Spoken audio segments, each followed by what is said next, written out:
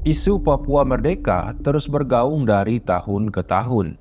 Seolah tak ada habisnya, isu ini terus berdenyut di setiap periode pemerintahan yang terpilih. Dari mulai Soekarno hingga Jokowi, isu ini terus mengusik kedamaian di tanah Papua dan juga Indonesia. Pertanyaan yang sering ditanyakan oleh orang di luar Papua adalah, kenapa Papua ingin merdeka dari Indonesia? Dan apa yang terjadi jika Papua merdeka dari Indonesia?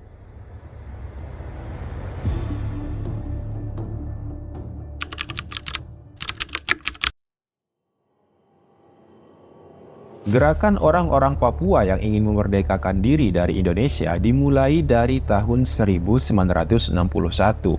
Ketika itu, Dewan Nugini bersama Belanda secara resmi kemudian mengumumkan simbol nasional mereka. Dengan ini mereka menegaskan kedaulatan mereka sebagai sebuah bangsa. Melihat hal ini, pemerintah Indonesia kemudian meresponnya dengan aksi militer. Indonesia saat itu berpendapat bahwa seluruh ex-jajahan Belanda harus masuk ke dalam wilayah Indonesia, termasuk Papua.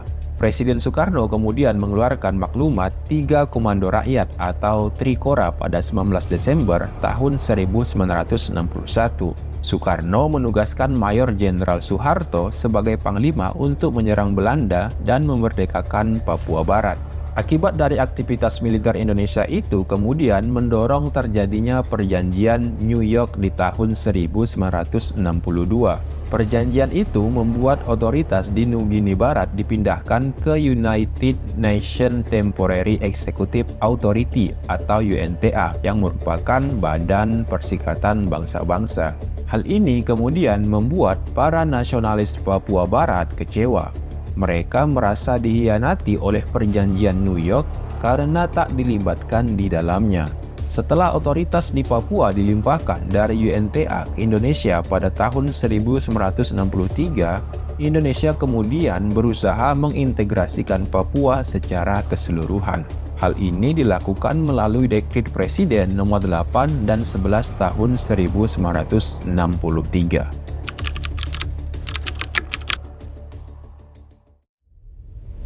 Sebenarnya ada beberapa faktor yang membuat Papua ingin merdeka dari Indonesia, seperti masalah ekonomi, pelanggaran hak asasi manusia, militerisasi, dan lain-lain sebagainya. Beberapa faktor ini saling terkait satu sama lain. Namun, kalau kita menengok sejarah, semua faktor tersebut berawal dari satu hal, yaitu bahwa banyak orang Papua yang merasa dipaksa untuk bergabung ke Indonesia. Selain itu, mereka merasa bahwa sama seperti Indonesia, Papua juga telah diakui kemerdekaannya oleh pihak Belanda. Menurut mereka, momen pengakuan oleh Belanda ini terjadi pada 1 Desember 1961.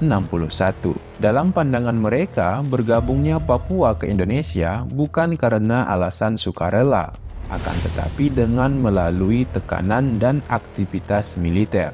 Akhirnya, bagi mereka yang tidak puas dengan cara-cara penyatuan Papua ke Indonesia, kemudian melakukan perlawanan.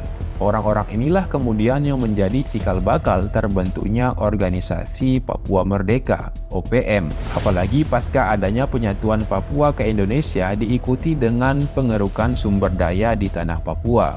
Pemerintah melakukan sejumlah kontrak bisnis dengan negara-negara luar untuk mengelola sumber daya alam yang ada di Papua. Pada sisi lain, masyarakat Papua sendiri merasa tidak kebagian sumber daya alam yang dikeruk tersebut. Banyak dari mereka yang masih hidup miskin dan ala kadarnya. Mereka jarang tersentuh kebijakan pemerintah seperti pendidikan, kesehatan, dan lain sebagainya.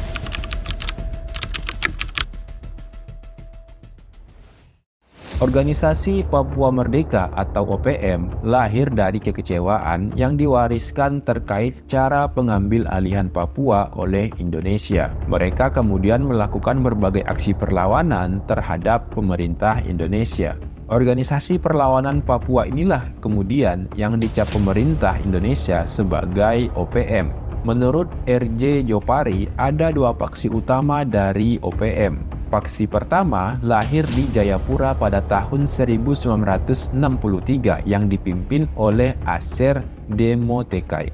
Sementara itu, faksi kedua lahir di Manokwari pada tahun 1964 yang dipimpin oleh Terianus Aromgear. Dari sini kita paham bahwa organisasi OPM bukanlah organisasi tunggal.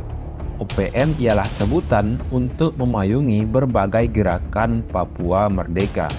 Gerakan yang menyuarakan kembali kemerdekaan Papua kemudian menjawab pemerintah dengan mengerahkan militer di tanah Papua. Gerakan Papua Merdeka kemudian memuncak saat dilakukan penentuan pendapat rakyat atau PPRA pada tahun 1969. Oleh OPM, PPRA ini tidak mereka terima karena tidak dijalankan dengan sistem satu suara satu orang. PPRA dilakukan dengan sistem perwakilan yang kemudian menghasilkan suara bulat untuk bergabung ke Indonesia.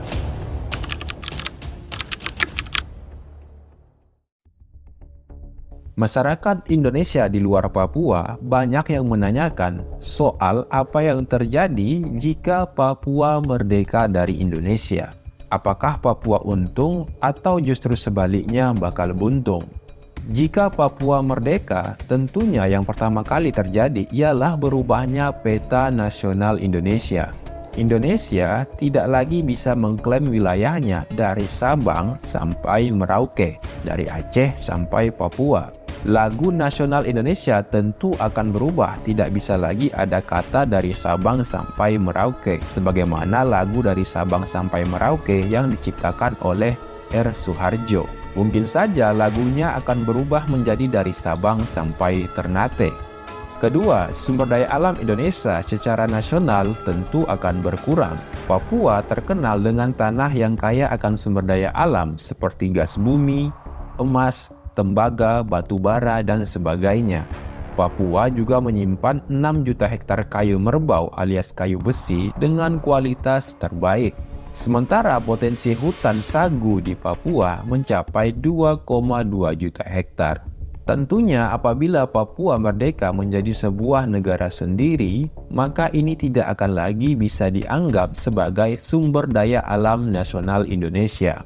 Belum lagi kalau kita bicara soal potensi wisata alam yang ada di tanah Papua, seperti Danau Sentani, Taman Nasional Wasur di Merauke, ataupun Taman Nasional Lorentz yang memiliki kurang lebih 43 jenis ekosistem. Ketiga, pemerintah pusat tidak perlu lagi memberikan dana triliunan rupiah untuk Papua dan Papua Barat sebagai dana otonomi khusus. Misalnya saja pada tahun 2022 kemarin, Papua dan Papua Barat menerima sebesar 12,9 triliun rupiah dari APBN. Selain itu juga, Papua dan Papua Barat juga menerima dana transfer ke daerah dan dana desa sebesar 50,2 triliun rupiah dan dana belanja kementerian dan lembaga sebesar 21,6 triliun rupiah.